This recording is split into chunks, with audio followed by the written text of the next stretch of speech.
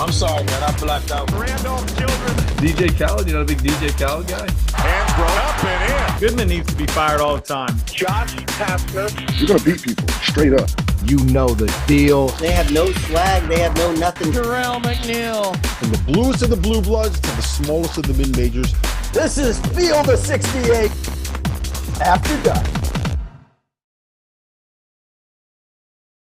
Hello and welcome to a very special Thursday edition of the Field of 68 After Dark. My name is Rob Dauster. I have Jeff Goodman with me, and we have a lot to get to, Jeff. It feels like one of those days where college basketball, the landscape of it changed. And maybe it didn't change based off what our expectations were going to be, but we got a lot of big news. Mark Sears, All-American, coming back to school. Alex Karaban, All-American, coming back to school.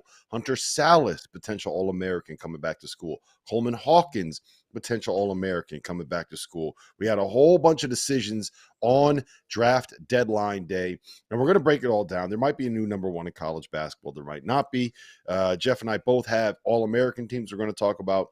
And we both have new top 25s that we're going to break down. But I want to start with this before we get into all of that, Jeff. And I'm curious your opinion on this because I have a take. I think this might be about as excited as I've been for a college basketball season in a long, long time that I can remember. We had a whole bunch of All-Americans announce yesterday that they're not going to the NBA. They're coming back to school. We had a bunch of top 100 prospects, guys that had a chance to be second-round picks, announce that they're going to be coming back to school. We have the last year of this fifth-year kind of COVID kid season, right? NIL is going nuts. We got Cooper Flag coming in next year. We have huge brands in and around the top 10, UConn, Duke, North Carolina, Kansas, Arizona, Gonzaga, right? UConn's going for a three-peat. There are elite coaches in and around the top of the sport everywhere you look. We've seen the G League Ignite program die. We've seen Overtime Elite kind of settle into this idea that they're going to be the feeder system to get players ready for college instead of trying to poach kids from the college ranks. We have overseas talent chasing NIL money instead of going and trying to play professionally over and over and over during the summers. There are things to fix in the world of college basketball and things to streamline, but you can't tell me that this sport right now isn't in a great spot from a watchability and intrigue perspective. Well, here's what I'll tell you. If there wasn't NIL, and I've been, again, you get frustrated by some of it, by some of the NIL, by some of the transfer portal stuff, I guess, even more than the NIL. But if there wasn't NIL right now, you can read down the list we're going to go through later in the show of preseason All-Americans. And crazy enough, you and I came up with legitimately the exact same list of like 10, 12 guys. I would say out of those 10 or 12 guys that we're going to talk about, I bet you 8 of them do not go back to school this year without NIL the way it is. Even if it's last year's NIL, I'm not sure we get a lot of these guys back. But again, when you're giving Johnell Davis the option of making over $1 million at Arkansas, and shockingly, I thought he'd be in the 30s or 40s, but the NBA folks do not like Johnell as much as you and I like him. So you're talking about a mid to late second round pick at best case scenario, which is going to get you two-way, which is going to get you $500,000-600,000. That's not even going to be guaranteed, or $1 million plus. It's easy for a lot of these kids. As long as they've got people around them giving them, fundamental financial advice, this is not a difficult decision for most of these players because they may never make this money again in their entire lives. So that's why we have this stockpiling of returning talent to college basketball, plain and simple. Yeah, there's I've said it over and over again, right? There are things that need to be streamlined in this process and ways that we can make this work better. But the idea that it's a bad thing that Mark Sears and Alex Karaban and Coleman Hawkins are going to be coming back, that Johnell, all these guys are coming back to school. The idea that that's RJ Davis, the idea that that's a bad thing is completely laughable to me. So let's get into some of the decisions that were made yesterday. We talked to Alex Karaban yesterday afternoon, right after he announced that he was coming back. Johnny Furphy Kansas, a former Kansas wing, potential top 20 pick, announced that he is gone. But to me, the single biggest news item of the day and the single biggest winner of the day was Nate Oates in Alabama, because he found out that not only is Jaron Stevenson coming back to school, but he's getting Mark Sears back. And for my money, Mark Sears could very well be the preseason National Player of the Year heading into this season. Is that I don't know if that's what I'm going to go with yet, but I think that he's smack dab in the middle of that conversation. I think he's a deadbolt lock, first team preseason All-American, and he will be playing for the team that I have as the number one team in college basketball heading into next season, the Alabama Crimson Tide. How much did Nate Oates celebrate yesterday? You know, probably he and Dan Hurley should have celebrated together. I mean, they're pretty tight, and you know, they both got huge wins yesterday. But yeah, Nate Oates. Listen, the fact of the matter still is, it's amazing to me what Nate Oates has done at Alabama. And again, he's got really good NIL this year, but it's not Arkansas NIL. It's not some of these other schools that I think have significantly more. But as I said, he's one of probably two programs. The two programs that were the two biggest winners yesterday were the two guys that were probably on the fence. You know, Karaban even more than Sears, because I think Karaban would have went in the 30s, maybe the 40s if he stayed in the draft. But I think, you know, to me, Sears is a guy that's in the preseason National Player of the Year conversation. He carried Alabama to the Final Four last year, and coming back with a big guy like they added defensively. I don't even care what he gives you offensively, Big Cliff, Omarui, but defensively, what he's going to do for a team that was atrocious for much of the season on that end of the floor puts Alabama squarely in the conversation. Again, we'll talk about our preseason top 25, but Alabama's right there, 1A, 1B, 1C, whatever you want to put them. I think there's three teams that you could talk about and make a case for. Yeah, to me, it's Alabama for all of the reasons that you just mentioned. But you know, the biggest I don't thing know, is but that's unfair to say. I mean, again, it's Alabama. Okay, well, Kansas has 3 or 4 guys back, and oh, by the way, they addressed their two biggest needs, and they've got Bill Self coaching them.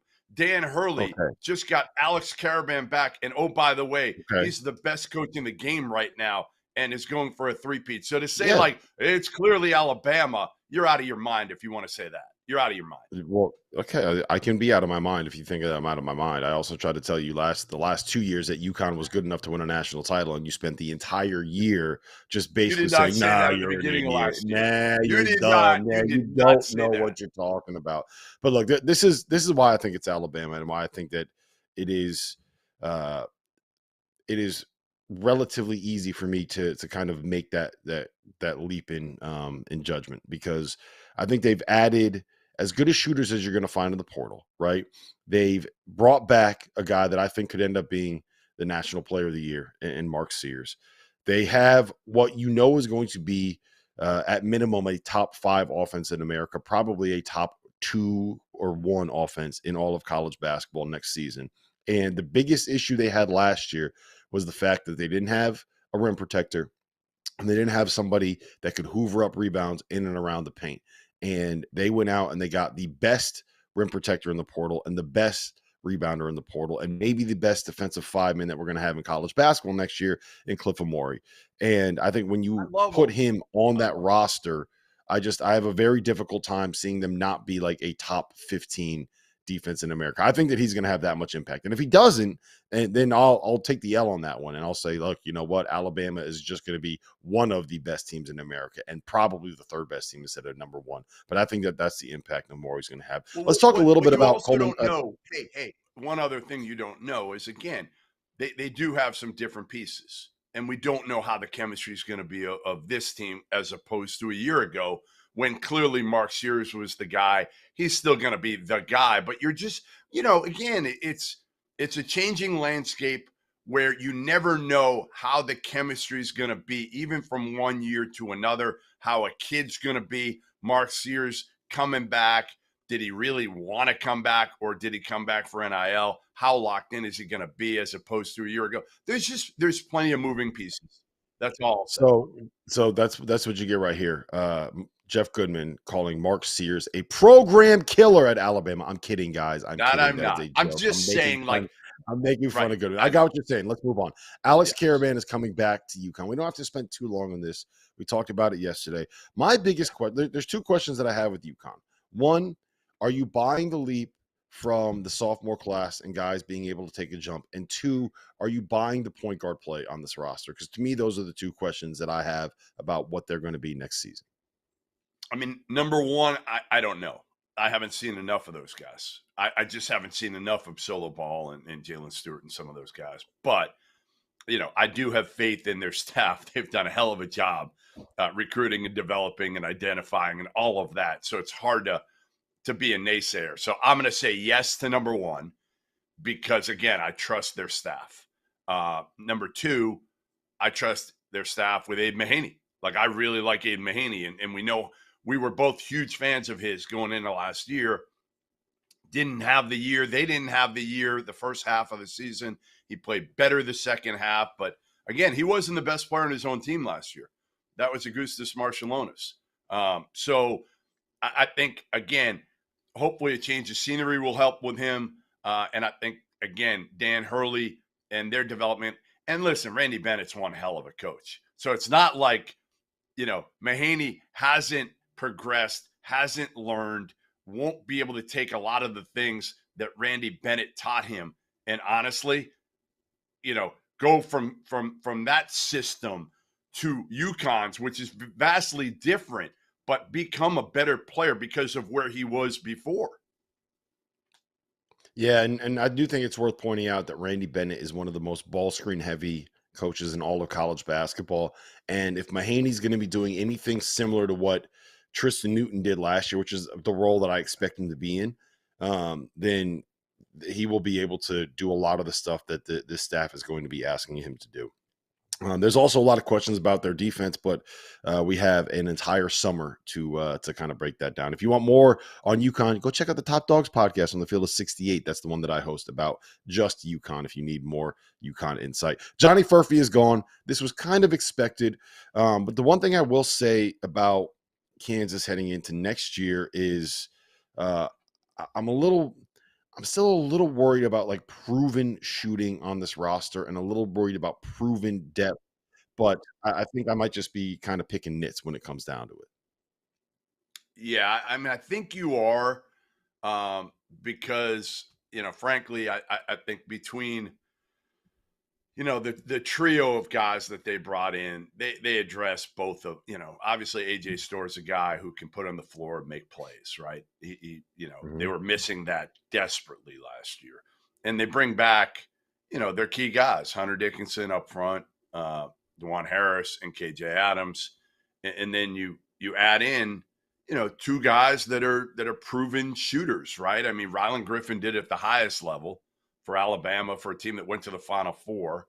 And then obviously Zeke Mayo did it at South Dakota State, but both shot the ball pretty well last I checked. They were both about 39% from three. So I think you've got, instead of last year, it was like, we're going to put all our eggs in one basket. And it was a Towson transfer in Nick Timberlake that just couldn't make shots. Now at least you've got two of them. So like you need one of Griffin or Mayo to be a 40% three-point shooter, because one of them's going to get 30 minutes a game, Rob.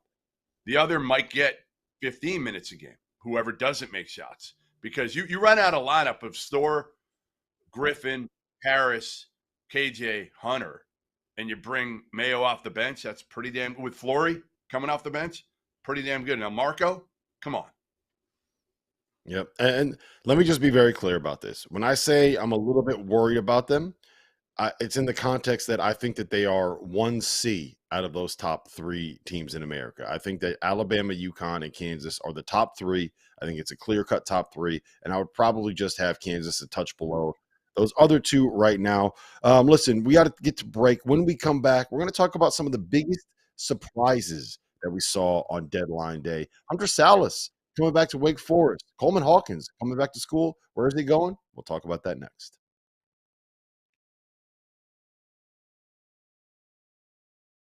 Whether you are a world-class athlete or a podcaster like me, we all understand the importance of mental and physical well-being and proper recovery for top-notch performance. After a 6-month season loaded with cross-country travel, I can promise you that proper recovery is a priority for me these days. That's why I'm excited that Unified Healing is sponsoring this episode of the Field of 68.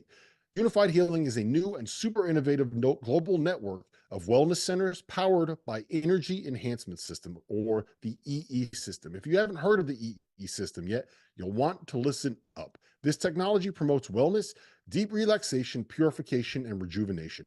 Whether you're here in New Jersey or at one of the hundreds of other locations across the globe, access to a center is easy and affordable. If you're interested in experiencing the EE system technology for yourself, go to unifiedhealing.com/unified68 to learn more and find a center near you. That's UNIFYD healing.com/UNIFYD, the number 6, the number 8. No material or testimonials on the Unified Healing website are intended to be viewed as medical advice or as a substitute for professional medical advice, diagnosis, or treatment. Always seek the advice of your physician or other qualified healthcare provider with any questions you may have regarding a medical condition or treatment, and before undertaking a new healthcare regimen, including the EE system.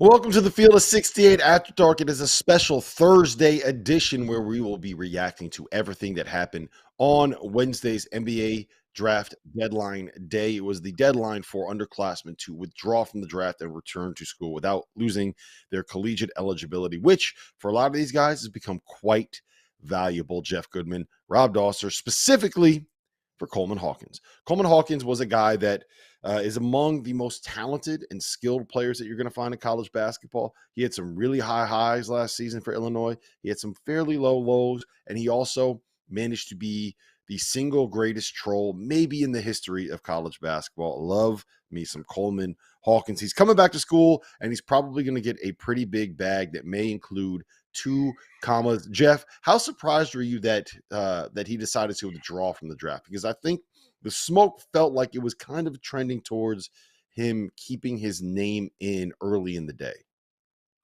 Yeah, I was kind of texting with him throughout the day a little bit yesterday. And, you know, a lot of these guys, it's hard for them. And hopefully we'll have Coleman on to really go inside the process here, maybe as soon as tomorrow, but maybe probably next week instead. But, you know, I think it'll be interesting for a guy like Coleman, who, again, is so smart and articulate, and to be able to kind of give people an inside look to this process. And again, most of these kids go in of, hey, I'm in all in.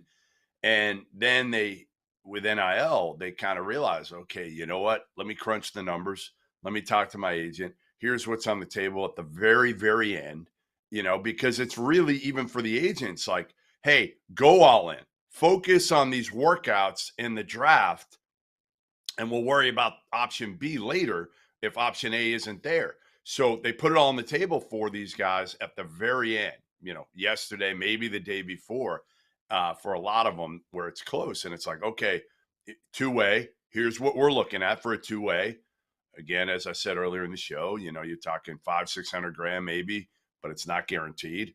Or here's what we're looking at right now from some of the schools out there. You know, maybe you're talking 1.5 million. Maybe we can get them up to 2 million. What do you want to do? And it's like, after taxes, here's what we're looking at. And I think, you know, reality hits some of these kids at the very end that, hey, you know what? I may not make this money again. I hope to get to the NBA, and I want to get to the NBA, especially these kids that have already been in college for 4 years. They want to check out and be done. But when they look at the disparity in the money, it's, okay, you know what?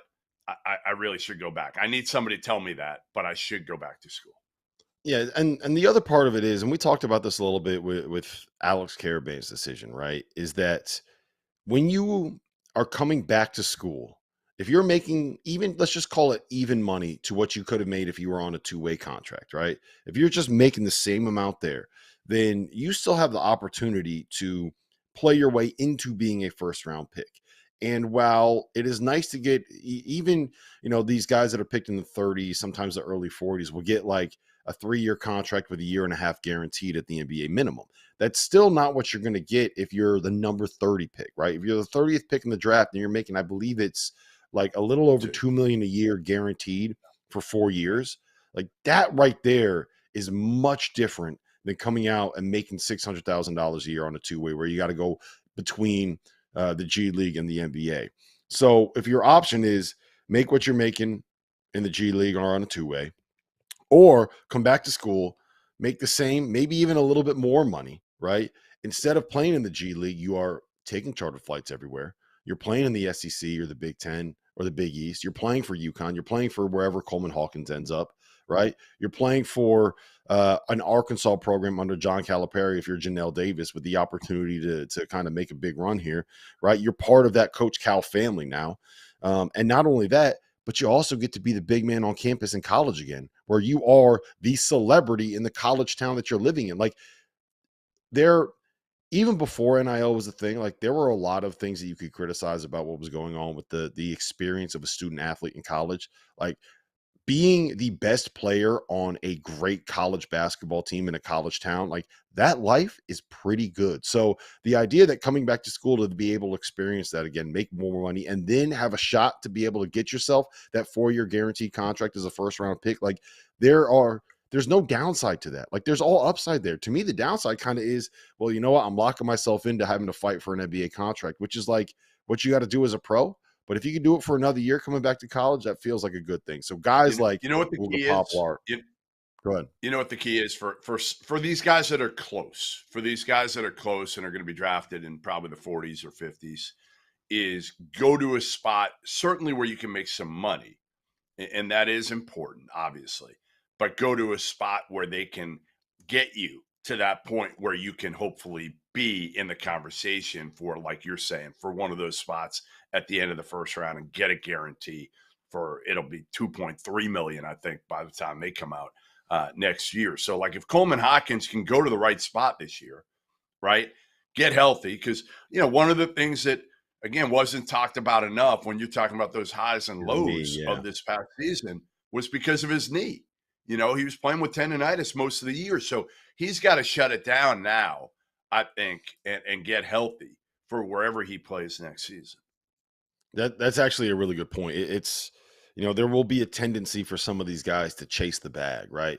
Like, let's just say X school in the Big 12 is going to offer you $2 million, but some school in the SEC is going to offer you 1.2. And I'm just throwing numbers out here just to throw them out there. 1.2, but you go to the SEC program, it's got a better pedigree.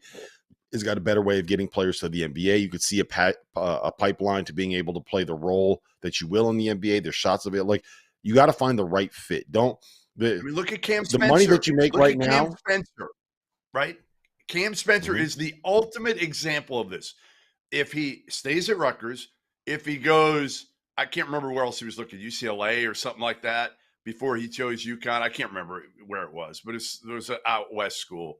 And if he goes to anywhere else, we're not even talking about Cam Spencer potentially making an NBA team, right? Like zero, I don't want to say zero, but close to zero chance.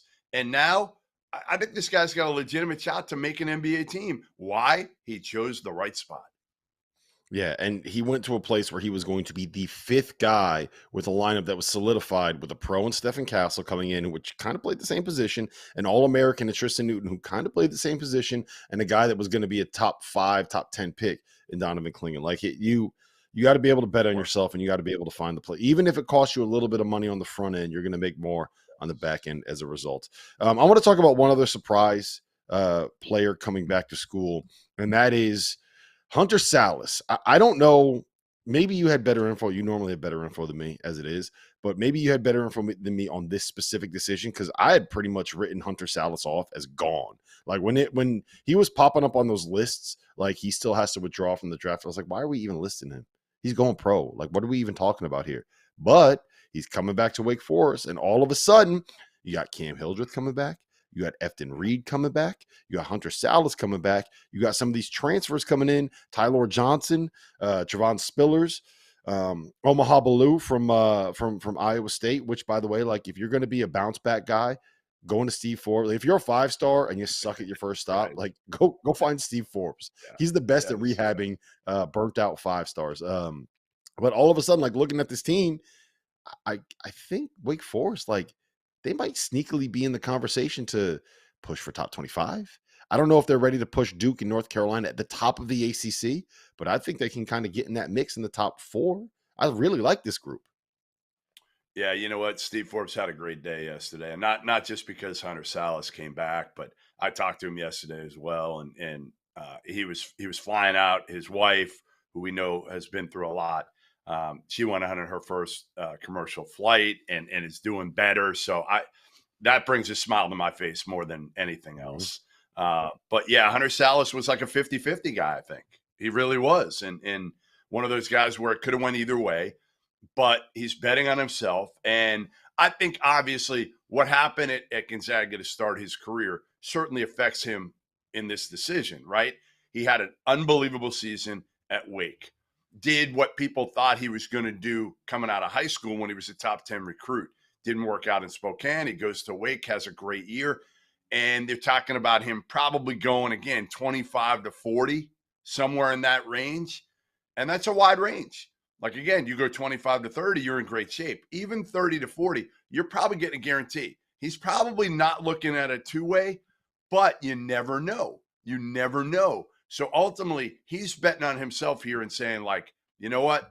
I'm going to play my way into where there is no question I'm a first-round pick after next season. I'm going to get to the NCAA tournament.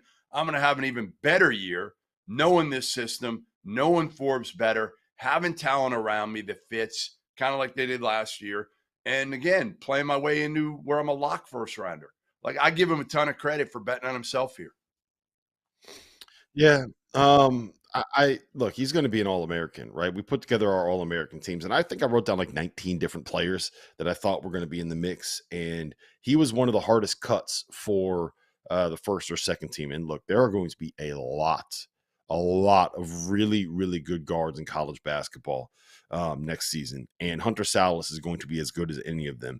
And when you put him on this team that has, like, they have pieces. Like, that's the thing about it, Jeff, is they have pieces around him. And I know they lost Boopy Miller, and I know they lost Andrew Carr, and I know they lost some of these guys that Wake Forest fans were excited about. But when you can get Hunter Sallis back, like, I think there's a non-0% chance that he can end up being the leading scorer in the ACC, first-team All-American. And if you're a leading scorer in the ACC and a first-team All-American on a team coached by Steve Forbes, like, I'm betting on that group to be top 25, and I'm betting on him to have a monster season. Yeah, like, again, I think this is one of those guys that when you look at it and you're like, okay, preseason All-Americans, just write them in somewhere, first, second, third team, wherever you want to throw them. Like, you know, Hunter Sallis is going to have a big-time year because he had one last year, and now he's got a year in the program. Yeah. I will also say this. I don't know. Did you see that video that went viral of Jeff Teague over the weekend, over Memorial Day weekend? Jeff Teague was asked on his podcast, I think it's called the 520 podcast, who, like, the top 10 players were in Wake Forest history, right? And the best part about this is, I'll send you the video, is he just kills Randolph Childress. They're like, is Randolph Childress top 10? And Jeff Teague's like, who's Randolph Childress? No, there ain't no way Randolph Childress is better than me. And so we're going to play that for RC. We got to play that for RC. RC's seen it. RC's seen it. RC thinks it's funny. We've tried to get Randolph to respond. He's taking the high road on this one because he thinks it's funny. But I will say this: Hunter Sallis coming back to school, it moves RC down that Wake Forest best players ever list one more notch. Not only is he now the second best shooter with behind Justin Gray in Wake Forest history, he's now probably the third best shooter in Wake Forest history behind Hunter Sallis. So sorry, RC, man, you're just taking hits all over the place. Yeah, he's also like number 12 overall now, is what you're trying to tell me. He's flipped out of the top 10 completely. He's down to like 12. Yeah, it's going to be a rough summer for RC. Rough summer. Yeah, it's a rough one. Rough one, man. Listen, we have a lot more to get to. We are going to break down our top 25s and our All-Americans here in the last segment. But coming up next, I want to talk about Johnell Davis. I want to talk about Caleb Love. And I want to talk about the most underrated returnee in college basketball. Who is that? I'll tell you next.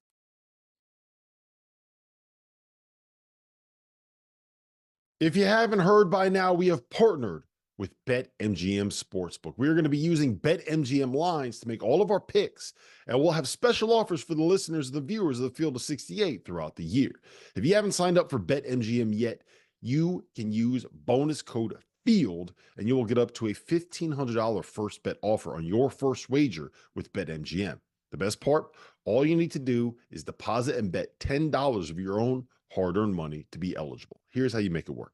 Download the BetMGM app and sign up using that bonus code FIELD. Deposit at least $10 and place your first wager on any game, and you will receive up to $1,500 in bonus bets if your bet loses. Just make sure that you use that bonus code FIELD when you sign up. BetMGM is going to have some fun offers available throughout the NBA playoffs. Bet insurance tokens, odds boost, and what I love, a nice parlay boost or two from time to time, as well as a ridiculous array of player prop bets for any sport that you could possibly imagine betting on. BetMGM is and always will be the king of the prop bet. So go download the BetMGM app, use the bonus code FIELD, and sign up today. And while I've got you, a quick request. The best way to support the Field of 68 content that you get for free is to engage with us.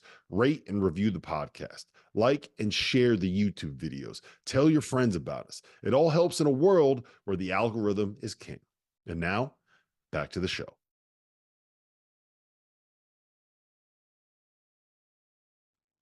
Welcome back to the Thursday edition of the Field of 68 After Dark. We got a special episode today where we are reacting to every one of the big NBA draft deadline decisions that were made. We're going to talk about Johnell Davis here in a minute. We're going to talk about Caleb Love here in a minute. But before we do, I told Goodman that I wanted to ask him about the single most underrated decision that was made on Wednesday's deadline day. And Goodman, you still can't come up with it. You still haven't figured out who it is yet, have you? No. Go ahead. Give it to me. Let's narrow this thing down, okay? He plays in the SEC. Has that helped you at all? No. He plays in the state of Mississippi. Has that helped you at all? Are you going to tell me Matthew Morrell? It's Matthew Morrell. An all-SEC caliber guard, averaged 16 points a game this past season, is coming back to join a team that has added Sean Padula, that brings back Jalen Murray, that brings back Jamin Brakefield, that adds Malik Dia from Belmont, that adds Mikhail Brown-Jones from UNC Greensboro, that adds Devon Barnes from San Houston State, and that all of a sudden, to me, looks like a team that should be ranked in the top 20. Matthew Morrell, for my money, will be the best player on that team next season. And all of a sudden, you're kind of looking at what Chris Beard has down there in Oxford, and you can squint your eyes. And to me, this looks like a 5 seed in the NCAA tournament. So you have Matthew Morrell's return to Ole Miss, to Oxford, above Keno Lilly Jr.'s return to Brown. That's what you're trying to tell me. Yes. I think you're nuts. Yes. I mean, Keno's return could make Mike Martin's Brown team Ivy League favorites. Who knows? No, but I agree with you. Morrell, huge boost for them. Listen, Chris Beard, we know can coach. Last year didn't do what a lot of us thought he'd do, which was get them to the tournament in year one. But they've got enough returning pieces and a bunch of new dudes through the portal. They NIL'd it up and loaded up with a strong NIL package for their program. And there's no reason that Ole Miss shouldn't be in the tournament and be a factor when it comes to the SEC race this year. Yeah, and I forgot to mention Dre Davis, the transfer from Seton Hall. Sorry, Dagan. That will give them just another guy. They have like 17 players that are between like 6'4" and 6'6" that are talented wings that can score, that are versatile, that are switchable. I have some questions about whether or not they're actually going to be able to get a single stop next season, but I don't think it's going to matter when you got Chris Beard coaching and that many guys that are able to play. So I'm a big fan of Ole Miss. You know, the big one for me, now. I'll give you the big one for me is Michael Ajayi.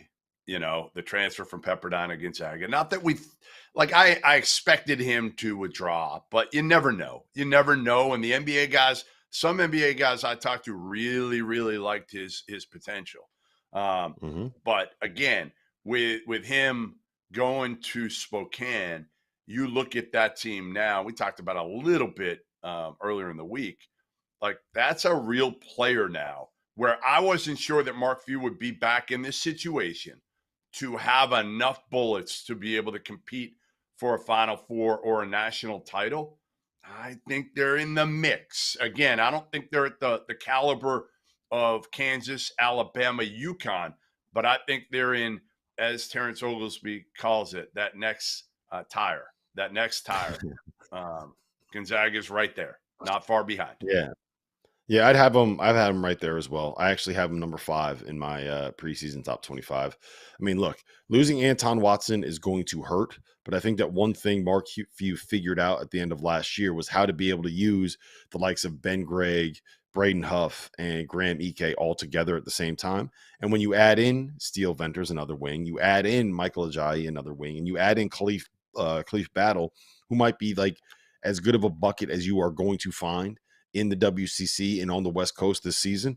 I really, really like they may what he's put roll together through that league. By the way, they may roll through that league. I know obviously what do you Goodman, don't strain yourself by having takes that are too hot, like saying Gonzaga is going to roll through the WCC. Please, well, only because try to rein it in a little bit here. Like, we want some credibility on this show, okay? You can't say things that are completely outlandish. I don't know where we're going next on the rundown here, but I know we're going to talk at some point in the show. It might be the next block in the biggest winners and biggest losers. Can I transition into the biggest loser or one of them right now over the last 6 weeks, or do I have to wait until the next block? My biggest loser of the last 6 weeks is the same as my biggest loser of the last year, the same as the biggest loser of the last 5 years, and that is Jeff Goodman. I thought it was going to be you, because you had to work with me. I thought that would be your biggest loser. See, if I'm the biggest loser, that obviously means because I have to see you at 9:30 in the morning in the off season right now, that would make me the biggest loser if I have to deal with you. But St. Mary's to me has to be up there. And again, we can get to all these things that you wanted to talk about, but losing Mahaney, what was absolutely disastrous for them, because Mahaney's a guy that you didn't think would transfer because he's from that area, and guys really don't transfer from St. Mary's. They don't, it's the type of place you go, they're going to be good enough, and they're never going to leave. And then you lose Josh Jefferson, right? And Dukas graduates.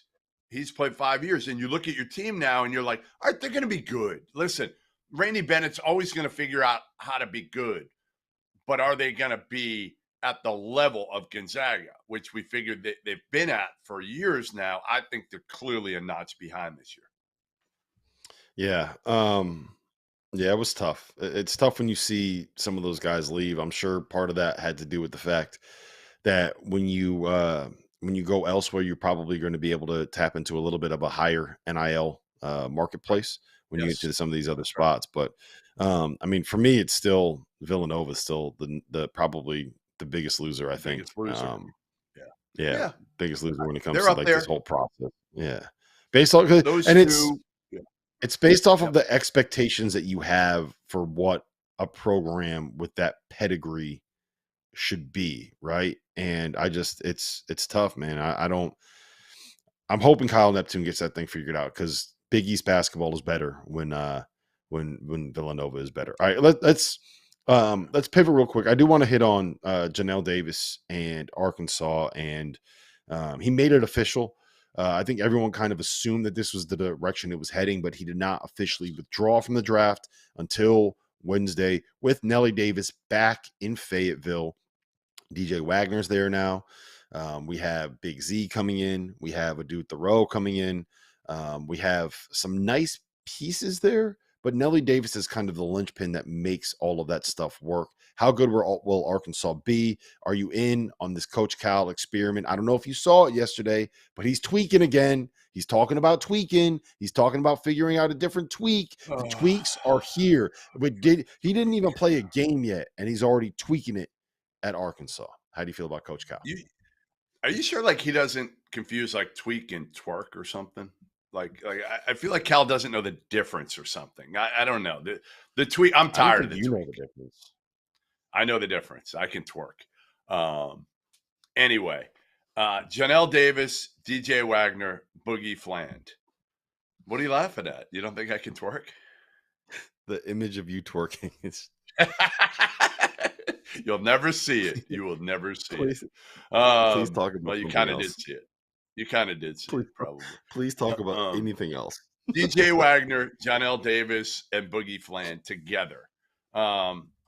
He may need a tweak. He may need another guard in addition to those three. That would be my biggest words of wisdom for Coach Cal here. Go get a ball mover. I don't care if you got to go to Turkey, Russia, Lithuania, Montana, wherever it is. Go find me a ball-moving guard, preferably a veteran guard, that can work with those guys, because none of them are. I know people are like, well, DJ Wagner. I remember one of the Kentucky recruiting guys or whatever went at me when I was like, he's not a point guard. They're like, oh, of course he's a point guard. Didn't you watch him last year in preseason when they played, teams full of guys that look like you and me in wherever they went? I can't remember where they went, if it was Bahamas or Canada or wherever. But like DJ Wagner is not a point guard. Agreed, Rob? He's not a point guard. Like, I know he averaged 3 assists a game, but he's not a point guard. He's still wired more to score than he is to pass. Johnell Davis is not a point guard.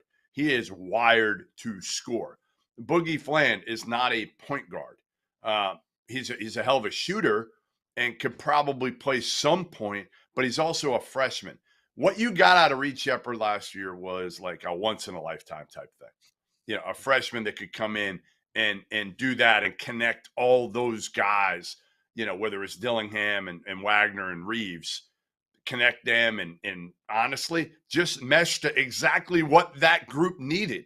He doesn't have that guy this year in the backcourt and the perimeter. So that's what worries me. That's what scares me about Arkansas. That's what has me thinking, unless they add another piece, I don't think Arkansas is a team that you got to worry about, deep into March. I think they'll be a top 25-ish team. They'll get better, as Cal's teams generally do over the course of the year. But right now, I just worry about not their talent level. I worry about their fit. Yeah, I don't disagree.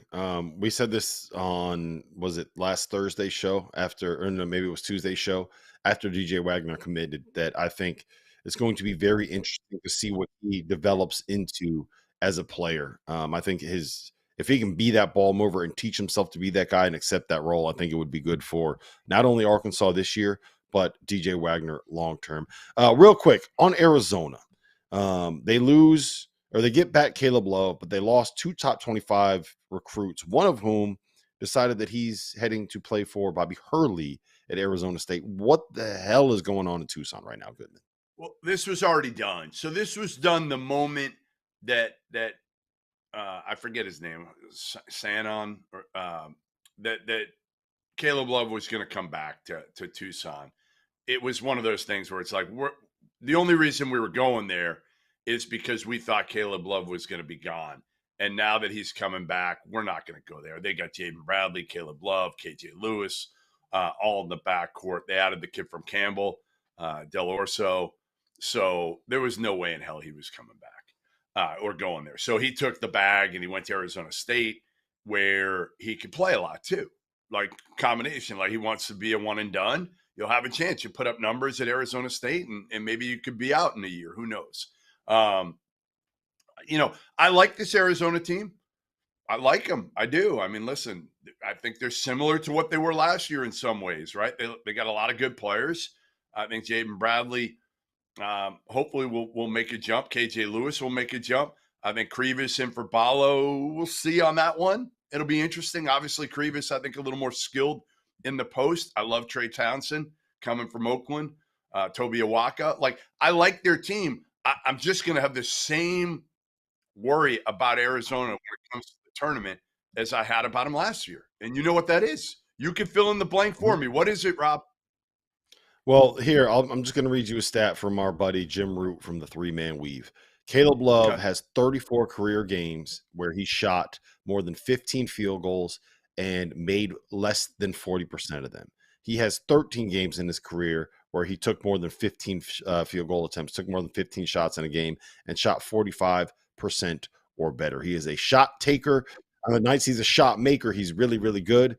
The nights when he's a shot maker are much less common on the nights than he is a shot taker. Listen, we're going to get to a break here. On the other side, we'll talk about some of the biggest winners. We'll talk about some of the biggest losers, not named Jeff Goodman. And we're going to unveil our preseason top 25 and our preseason All-America teams. That's coming up next. It's time to talk about Vaulted. Vaulted is an app that allows you to store your predictions now and forever. It also allows you to challenge your friends to prove that your takes are, in fact, smarter than theirs. But what makes Vaulted great is that it allows you to keep all the receipts that you need to prove that your friends are not as smart as they think they are. With that in mind, let's roll through the 5 worst Vaulted predictions that were made on the Field of 68 After Dark this season. On November 6th, Jeff Goodman predicted that St. Mary's would make it back to the Final Four. They lost in the first round of the NCAA tournament. On November 29th, it was predicted that Arkansas would win the SEC. They finished 12th out of 14 teams. That prediction was made by Jeff Goodman. On December 28th, it was predicted that Memphis would make it to the Final Four. They did not make the NCAA tournament. That prediction was made by Jeff Goodman. On December 13th, it was predicted that Michigan State would win the Big Ten. They finished in 6th place. That prediction was made by Jeff Goodman. On December 29th, it was predicted that Miami would return to the Final Four this season. They finished 14th out of 15 teams in the ACC. That prediction was made by Jeff Goodman. So download the Vaulted app that's spelled VLTED from the App Store now and start keeping all of those receipts.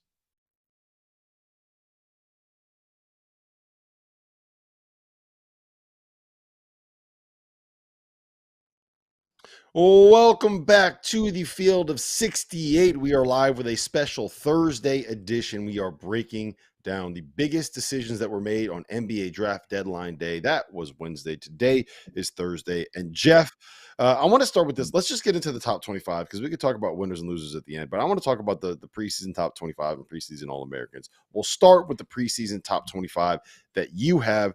Do you also have – let's do this. We both said that there is a tier for the top 3, Alabama, UConn, and Kansas. What is the order that you have that top 3 in right now? Kansas, Alabama, UConn right now. I just think, again, Kansas addressed its needs. They have Bill Self, arguably still the best coach in America, at the helm there. You've got, you just got 3 veterans back who have all played together for at least a year. I don't know. I like Kansas. I like Kansas a lot. So again, it's splitting hairs though. When you talk Kansas, Alabama, UConn, you can throw them in any order you want, and I'm not going to get mad at you. Yeah, I have Alabama, UConn, Kansas in that order, but I could probably be argued into having it be Kansas, UConn, Alabama, and convince myself the other way on a different day. So, what about the next tier? For me, I think there's about 9 teams that I threw into the next group to try to figure out who that 4th, 5th, 6th team would be. This is the order that I ended up with them on. I had Houston 4th, Gonzaga 5th, North Carolina 6, Iowa State 7, Duke 8, Purdue 9, which I think is going to surprise some people, Baylor 10, Auburn 11, and Creighton 12. I am very, very high on Creighton this year. Is there anything crazy in there? Are there any teams in that kind of 4 to 12 range that you disagree on? And what does your next tier look like? So my next tier is similar. I mean, again, I got Iowa State at 4, Houston 5, Gonzaga 6, Carolina 7, Baylor 8, Duke 9, Auburn 10, Arizona 11, Creighton 12, Purdue 13. So I think we probably have anybody different? Not really. Minimal. It's mostly the same. Yeah, it's mostly the same. out of that group, who do you think has the highest ceiling? Like, if there's one team in that group that you think we can kind of be looking at and say, hey, you know what? We're going to get to March, and that team's going to be a number 1 seed, and we're going to be talking about them as a national title favorite, not just contender. Duke. If think about this, if we get Tyrese Proctor, the Tyrese Proctor that you said we were going to get a year ago, that you guaranteed me, you pulled the Charles Barkley last year, and you guaranteed that Tyrese Proctor was going to be a first-team All-American last year, and it did not happen. Will you guarantee it again? Actually, please don't. Don't do it. Don't jinx the poor kid. But if Tyrese Proctor has a very good season this year, and Caleb Foster takes a jump, and we know Cooper Flack is going to be terrific. We know that. And then the pieces fit. Here's part of it too. I look at the ACC, Rob, and I'm like, all right, who's their biggest competition other than Carolina? Like, who else is a team that you really think is going to give them a lot of brushback? Like, I like what the Mason Gillis and the Malik Browns, and obviously he's got a bunch of freshmen coming in that I don't know how much all those guys are going to play. He's got 6 freshmen. My guess is only a couple of them actually play. The big kid, I know Shire loves. I was talking to him about him. I don't know how you pronounce his name, Maluak. Malawak. But 7'2". Yeah, 7'2". He's like a top 10 kid coming in. He feels like he could be a Derek Lively type defensively, but it's going to take time. So, they could have that rim protector that they didn't have last year. They've got shooters. They've got veterans. They've got good pieces like Malik Brown. And they've got, again, Tyrese Proctor being the X factor. So I think Duke's upside is higher than anybody else we talked about there. Yeah, and look, I agree with you there. I think that I love the addition of Zion James. I love the addition of Malik Brown and Mason Gillis. Tyrese Proctor, to me, is the single biggest X factor in all of college basketball next year. Here's the one thing I'm concerned about. We're putting a lot of eggs in the Cooper Flag basket. Cooper Flag will turn 18 in December. Hunter Dickinson here we go. will turn Here 24 we go. in November. I'm just like, I get it. I actually, when we were talking about teams with the highest ceiling, I have Duke listed there. It's hard for freshmen to come in and compete with guys that are 5, 6, 7 years older than them. But have you seen Cooper Flag? Have you seen Cooper Flag play? Yes. Do you think he plays like a freshman? Do you think he doesn't, plays but like also 17, he's also 17 years old. Like, there's lots of guys that don't play like freshmen that are 17 years old, and they walk into that level of physicality. I'm not worried about it. He's 17. Yeah. He's 17. I'm not worried. I think he's going to be fine. I have them as a top 10 team when I don't know anything about their point guard. But Cooper Flag is 17 years old. He's going to be playing against guys that are 24 and 25. Hey, the back end of the top 25. The back end is really, really hard to do. And well, let's roll put through, out our yeah. Here. Well, I don't want to go through them all here. I don't want to go through them all here because we're going to post our top 25s later today. So make sure you go to the Field of 68 Twitter account. Let's do this, Jeff. Give me the team that is the most surprising as you were going through it. The most surprising one that you had in your top 25 that you didn't think you were going to put in your top 25. All right. I put Louisville at 25. Okay. I don't hate it. It was a late addition. I put Pat Kelsey and the Louisville Cardinals at 25. And, again, I didn't have them in there initially. Texas Tech was one, too. I put in there at 20. That, again, with the addition of JT Toppin the other day, that took them to a different level. They still have money, by the way. Don't be shocked if they make a run at somebody else on the board right now. St. John, I will say this about Texas Tech. I will say this about Texas Tech. I didn't think that I was going to like them as much as I did. I was talking with Sports Illustrated's Kevin Sweeney, and he was like, they have a really good point guard. They have really good shooting. They have a big guy they just added, and they have Grant McCaslin. And I was kind of like, yeah, it's hard to argue with. The other one that I had that I didn't think I was going to have in there, Ohio State. Got a couple of really good guards, and they have a couple of good freshmen. They got some good transfers. And if Sean Stewart and Ahmad Bradshaw. Ahmad Bradshaw is the old running back for the Colts. If Aaron Bradshaw Can they both take a jump? They have a chance to be really good. All right, let's talk about our All-American teams. I want you to go through your first team All-Americans first, and I'll react to what you got for me. So I think we have the same damn All-American teams. You asked me to do this, and I think we came up with like legitimately the same first and second teams. So my backboard is Mark Sears and Johnell Davis and Nelly Davis and RJ Davis. So I would probably put all three of those guys on there. And Karaban and Hunter Dickinson. That would probably be my first team All-American group for me. Got any problems with it? I don't have any problems with it. Mine was RJ Davis, Mark Sears, Alex Karaban, Hunter Dickinson, and I had Johnell Broome. I have Nelly Davis as a second team All-American, mostly because I think Johnell Broome's going to be on a team that'll be top 10, and I think Arkansas is going to be more borderline top 25. My second team All-Americans. Tell me what you think about this. Yep. I have Braden Smith, Nelly Davis, Cooper Flagg, Ryan Kalkbrenner, and your boy Cam Jones. The Field of 68's fashion correspondent himself, second team All-American. Hopefully, he will be playing in the NCAA tournament this year, Jeff. We don't know. So I also have Cam Jones. I have Kalk. I have Cooper Flagg. And I'm not sure Cooper Flagg. Honestly, I might put Cooper Flagg on like third team at the end of the day. The guy I really want to get on there, and I have Broome on my second team, not first team. The guy I want to get on there is Taman Lipsey of Iowa State. Just because of everything. Like I love to value defense more than a lot of people do on these All-American teams. And I think he's such an elite defender and just runs the team, and he could score more than he does, but that's not his role and that's not his focus. And he has all the intangibles. So I'm going to find a way to get Lipsey on. I might put Lipsey on and move Braden Smith to the third team for me. All right. Then no, I don't hate it. For my third team, I had Taman Lipsey, I had Hunter Sallis, Kadari Richmond, Caleb Love, and the big homie Robbie Avila. That's my third team All-American list. Who do you have for third team, Jeff? I'm kind of with you there. I would have I might have Coleman Hawkins. Depends on where he ends up. I might have Coleman Hawkins, to be honest.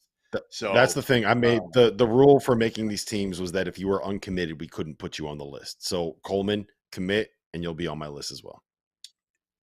Yeah, listen, the one thing that you can see by going through these lists that we put together is there's a lot of high-end talent and a lot of veterans and experience. The first and second teams, even the third team, are loaded this year as opposed to maybe a year ago.